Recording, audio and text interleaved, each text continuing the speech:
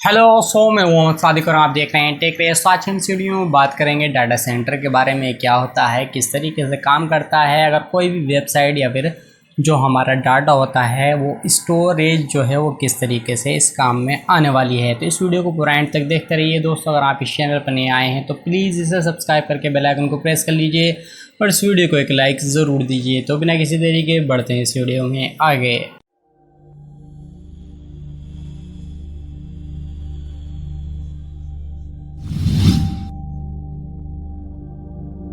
दोस्तों आपको ये तो पता ही होगा कि जब भी हम कोई ऑनलाइन काम करते हैं, किसी वेबसाइट पर जाते हैं, तो वो वेबसाइट का जो डाटा है वो कहीं पर स्टोर होता है और वो जहाँ पर स्टोर होता है उसे सर्वर कहते हैं। अगर आप अपनी कोई वेबसाइट बनाते हैं और उस पर कोई भी डाटा रखा जाएगा ऑनलाइन, तो उसके लिए आपको एक सर्वर जो है वो रेंट पे लेना होगा और उसका जो है एनुअल चार्ज जाता है जो आपको करना होगा।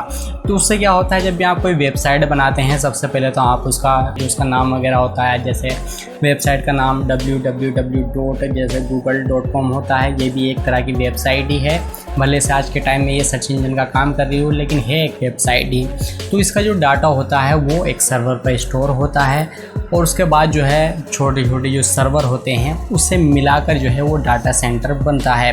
तो आपने देखा होगा कि बड़ी बड़ी कंपनियों में लंबे लंबे रैक लगे होते हैं और रैक के अंदर वो है एक तरह का सर्वर होता है जो बाहर की तरफ खींचना है। कोई भी आदमी अगर किसी तरह की कोई प्रॉब्लम आती है तो वो छोटे छोटे जो सर्वर होते हैं जो हैंडल करते हैं किसी भी वेबसाइट के डाटा को, वो डाटा सेंटर कहलाता है।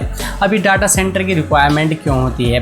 सबसे पहली चीज़ तो यही है कि डाटा का जो काम है, क्योंकि हर किसी का अपना एक बिज़नेस होता है, तो जो इस चीज़ को चलाते हैं यानी जो आपकी वेबसाइट होती हैं, तो पूरी दुनिया में अलग अलग तरह के लोग हैं जो अलग अलग तरह की वेबसाइट बनाते हैं, उनका डाटा होता है तो वो सर्वर पर स्टोर होता है। तो 2-4 सर्वर से तो किसी का काम चलने वाला है नहीं, क्योंकि सर्वर जो होता है वहाँ पे डाटा को कंट्रोल करता है, यानी आप डाटा वहाँ पर स्टोरेज रहेगा। एक तरह का आप इसे कंप्यूटर ही मान सकते हैं जो आपका सर्वर होता है।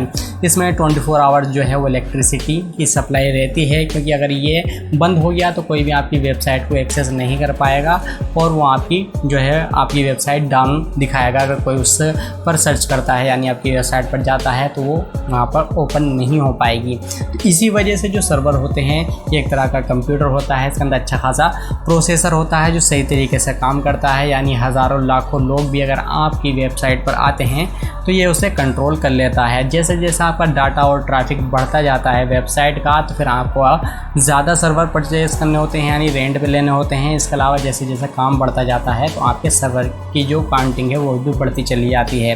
तो जो कंपनियाँ इस तरह का काम करती हैं, तो बहुत सारे ऐसे है कि फेसबुक है अपना ही अलग उसका डाटा सेंटर है, यानी ये छोटी मोटी जगह पे नहीं होता, क्योंकि आपको पता ही होगा कि जो यूज़र हैं वो अपनी जो है पिक्चर अपलोड करते हैं, फेसबुक पर वीडियो अपलोड करते हैं और टेक्स्ट वगैरह जो भी करते हैं तो उसका एक डाटा रहता है, सेकंडों के हिसाब से हर बंदा करता है। और अगर आप पूरी दुनिया में देखें तो लाखों करोड़ों लोग हैं जो अपना डाटा इस तरीके से स्टोर करते हैं, तो उसके लिए छोटे मोटे सर्वर काम नहीं करेंगे, तो पूरा का पूरा डाटा सेंटर बनाना पड़ता है। ये कई किलोमीटर में भी हो सकता है, क्योंकि जो कंपनियां होती है जो इस तरह का डाटा हैंडल करती है तो उसे इतने स्पेस की ज़रूरत होगी कि वो सर्वर जो होते हैं वो बड़े बड़े उस पर पैमाने पर काम कर सके, अपना डाटा सेंटर बना सके।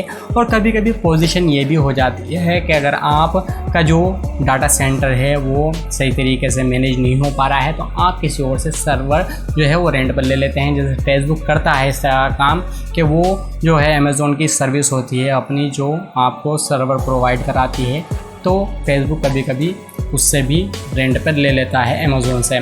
तो ये अलग अलग तरह के हैं। गूगल का अपना अलग है, बहुत सारी चीज़ें हैं, यानी जो भी कंपनी बड़ी बड़ी होती है पहले तो वो अपना सर्वर रेंट पर लेती हैं कहीं से भी, और जब काम उनका बढ़ता चला जाता है यानी सर्वर से काम नहीं चलता तो फिर वो अपना डाटा सेंटर बना लेते हैं। आई होप आपको सारी चीज़ समझ में आ गई होगी कि आपकी जो वेबसाइट है किस तरीके से काम करती है और उसका जो डाटा है वो किस तरीके से स्टोर होता है सर्वर पर, और डाटा सेंटर जो है वो किस तरीके का बना होता है, यानी क्या क्या चीज़ें उसमें इस्तेमाल होती है और ये किस तरीके से काम करता है। आई होप आपको ये वीडियो पसंद आई होगा। पसंद आई है तो प्लीज़ इसे लाइक कीजिए, अपने दोस्तों के साथ शेयर कीजिए। अगर आप इस चैनल पर नए आए हैं तो प्लीज़ इसे सब्सक्राइब करके बेल आइकन को प्रेस कर लीजिए और मैं मिलता हूँ आपसे अगली वीडियो में। Thank you.